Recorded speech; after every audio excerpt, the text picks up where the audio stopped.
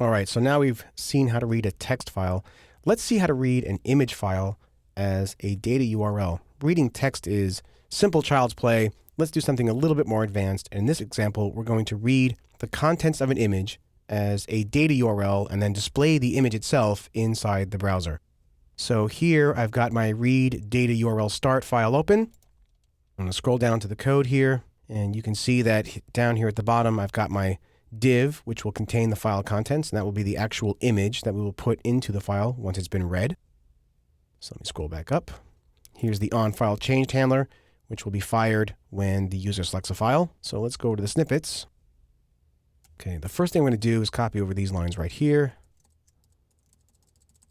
And these should look a little bit familiar to you if you've been following along the other examples so far. So let me save.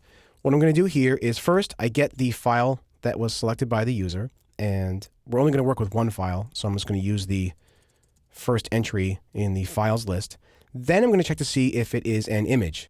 And the way I'm going to do that is check to see if the file's type information matches this little regular expression I've got right here. Now I could be checking for image/PNG and image/JPEG and image/GIF, but rather than do that, I'll just check to see if it matches anything image, slash anything. And if it's not an image file, we'll just skip over the file and not read the content in. Now, if we get past this point, it means we have an image. So at that point, I can create a new file reader. So I'll copy that code in and put that right here.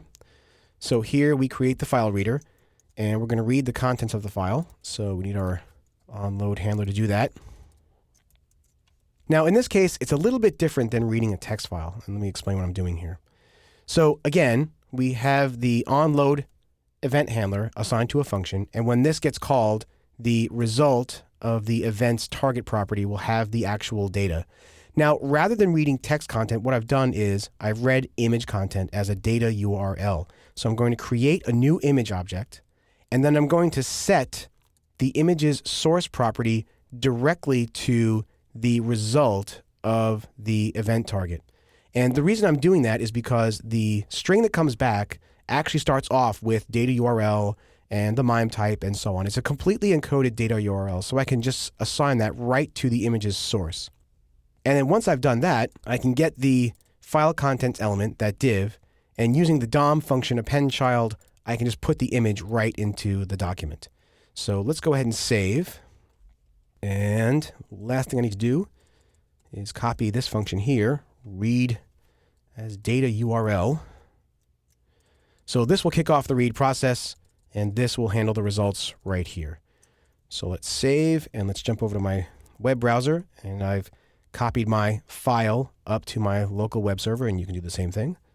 Let me refresh to get the most up-to-date version of the code. So now I'm going to choose a file, and let's choose something that's not an image. Let's choose the text file. And you can see that it's not an image, so nothing happened. All right, so let's choose an image. Okay, drum roll, please. We'll choose this one, and you can see that this one is a PNG file. And you can see that when I choose the PNG file, the contents get read in as a data URL, an image object is created and put into the document. So let's refresh. Let's choose a JPEG this time. Let's see, let's choose that one right there. And you can see that this one is a JPEG file, but it's also passing that test checking to make sure it's an image. So in this case, the JPEG content is being read in and placed into the document. So slightly different than reading a text file, but in this case, we're reading images as data URLs.